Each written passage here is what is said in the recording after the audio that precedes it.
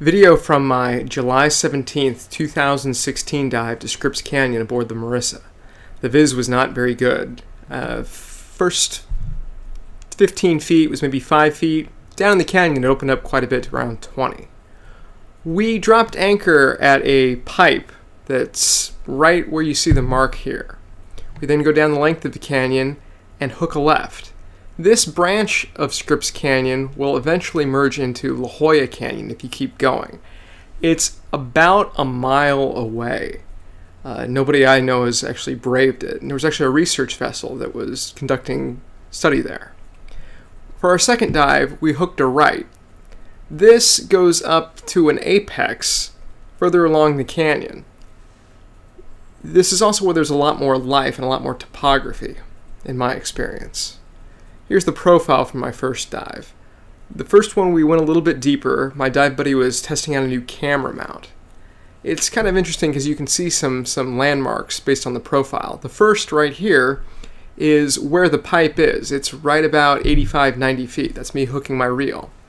Down here at about 138-140 feet is where the edge of the little tributary canyon into the main canyon is. That's why you can see me clipping my reel. This is the second dive, and you can see it's got a somewhat of a similar profile. And if you look right there, that dip, that again is where the edge of the canyon is, as I went down to grab my strobe. Here's a preview of what the visibility was like up at Deco. As you can see, it's not very good. This, I believe, is a variety of Doryopsila albopuncata. What's interesting about this particular variant of the Doryopsila is that it comes in a variety of colors. Here's a second, much more yellow version. What's interesting about Scripps Canyon is that the nudibranchs here are of the smooth dorid variety, as opposed to the ones with a lot of serrata, like Spanish shawls. This is the same species of Doryopsila, but this one, as you can see, has a much more reddish hue on its back. I love the variety.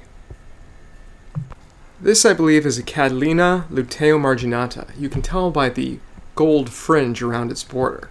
It was hard to get real good stable shots because most of these nudibranchs are on a vertical wall, so there's no place for me to really rest my camera or set up a tripod.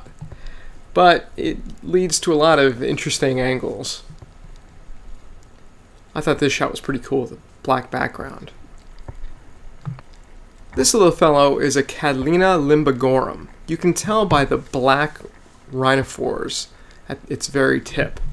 I'd never seen this particular variety before, so it's always neat when I see a new nudibranch. It's funny, I've dove this site probably a half a dozen times. And of course, the tried and true San Diego Dorid. I'm in San Diego, there's a San Diego Dorid. Have to take a picture. I believe this is an Aldicea. It looked similar to the luteomarginata, but it's got kind of a white border instead of the gold. I'm not 100% sure on this one. These guys, however, are McFarlandi. You can tell by the distinctive 3 gold stripes. I love these guys. I think they're really, really pretty with their iridescent purple. And for some reason, they always seem to be in pairs. One of my favorite nudibranchs is Scripps Canyon. There was also a little hidey hole of juvenile lobsters. Always a fun dive. Glad I'm got to go.